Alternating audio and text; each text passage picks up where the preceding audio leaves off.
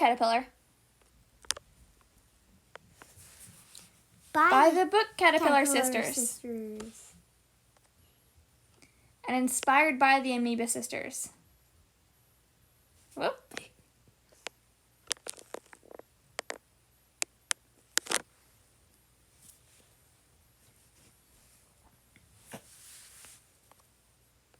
So my friend Liv the Book Caterpillar was wondering, where does human life come from? Let me break it down for you. There are three major theories: evolution, mythical, and creation. So which one is right? I'll show you all of them and tell you after. Okay. Evolution. Pretty much you take some sort of primate or ape or monkey, and eventually over time, just becomes people. Mythical. Some sort of alien or something from somewhere else brought us here. And creation. There's God forming a man in the dust, and he becomes person, and God names him Adam. But I still don't know which one is right. Okay, let me show you, Liv. You see, you have to know what they are before I can tell you. Evolution. Pretty much this method states that humans evolved or descended from an ape-like creature. It also states that the world and universe was created in some sort of explosion type event. Well, evolving from monkeys does make sense. Mythical. This method states that humans were brought to Earth by extraterrestrials or aliens. And this theory, there's some sort of life that was brought here by them. Oh yeah, that's a smart one too. And creation. And this way, in this method, it states that humans were created by God. That the first human, he was named Adam. And the second made from him was named Eve.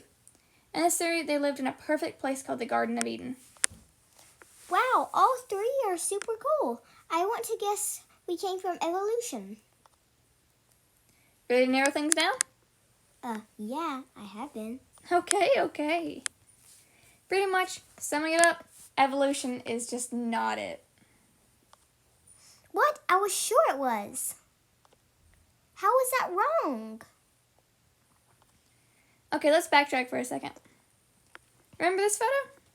So there's a couple different ways for evolution to happen and how that we were created. One of the most common is simply passing down through lots of unintentional breeding, that genes were lost and even created over the time period, creating us, no offense, Liv, human beings. Have you ever heard of the Punnett Square? No. Oh. Okay then. Well, basically, it's a chart that shows all the possible outcomes for an offspring, spare the case of mutations. It can show you eye colors, fur, hair colors and lengths, body shapes, and more. It's a common device used to show all these things and so much more. It shows that there's only two possible inputs for the offspring, the mother and the father. I know it sounds very complicated, but it's not really. I can show you using this white box, in fact. I can use two monkeys. This one can be represented by big A, little a, big B, little b. And this one can be represented by double big A and big B, little b. Here's the chart. Now we'll input our characteristics, and I'll show you which ones are of the mother and the father. And you see how you take the A and the B and the B, and you just put it together in that little square right there. And that is how you create what that offspring should look like. And it just keeps going and going and going. And I know it just looks a lot like a bunch of letters, but here they are. Ready, Liv?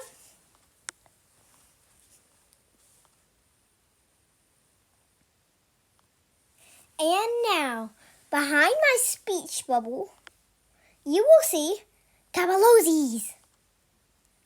Here it is. Thank you, Liv. This could also look like...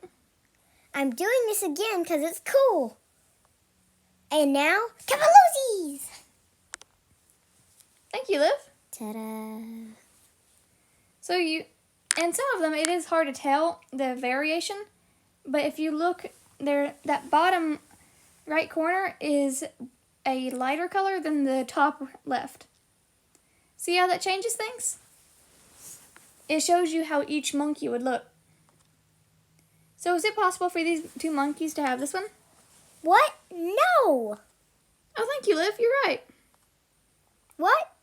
That's not what I mean. Only the combinations in the chart can occur, minus mutations, but a mutation cannot change species. We'll go over that shortly. This means that two monkeys can only have another monkey together.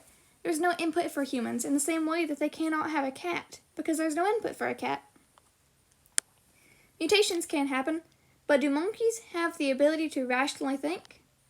Nope. So how could they pass down that gene? That's right, they can't. If you don't have a gene, you can't pass it down.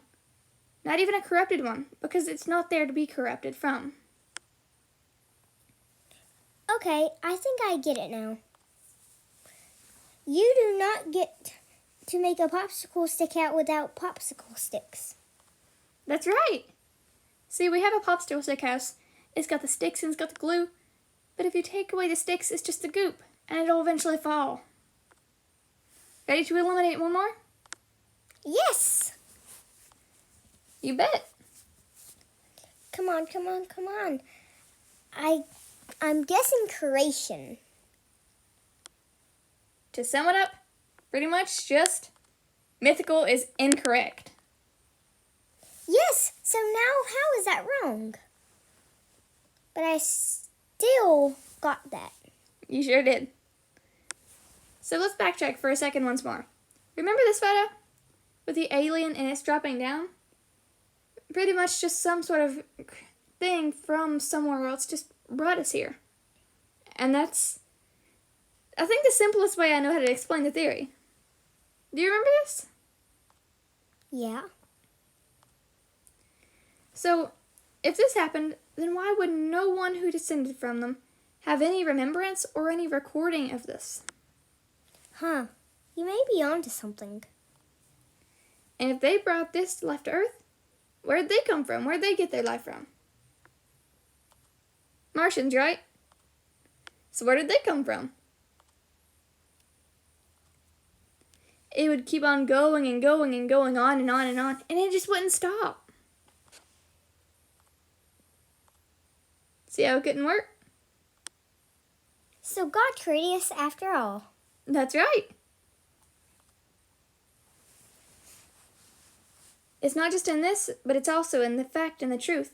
And you can see this in the world around you if you look close enough and know where to look. We were created by God. And the first human, his name was Adam. And the second, who was made from him, was named Eve. And they lived in a perfect place that God created called the Garden of Eden. And they were absolutely perfect, actually. But there's that saying, we're only human. Just like we mess up and sin all the time, so did they. And they were no longer perfect and was no longer able to stay in that place. So now you know how we were created. We also have record of it. And deep inside, I bet you always knew that it wasn't by some mistake of breeding. That intelligent. Mostly, no, I'm going to say intelligent. Life was created. Here's some verses from our Bible. But from the beginning of the creation, God made them, male and female. Mark 10:6. In the beginning, God created the heaven and the earth. That's the first verse of the Bible, Genesis 1:1. And God made the beast of the earth after his kind, and the cattle after their kind, and everything that creepeth upon the earth after his kind. And God saw that it was good. And God said, Let us make man in our own image, after our likeness, and let them have dominion over the fish of the sea, and over the fowl of the air, and over the cattle, and over all the earth, and over every creeping thing that creepeth upon the earth. So God created man in his own image. In the image of God he created him. Male and female he created them. And God blessed them. And God said unto them, Be fruitful and multiply, and replenish the earth, and subdue it, and have dominion over the fish of the sea, and over the fowl of the air, and over every living thing that moveth upon the earth. Genesis 1:25 through 28. That's all in the King James Version. Thank you for watching. Jesus loves you.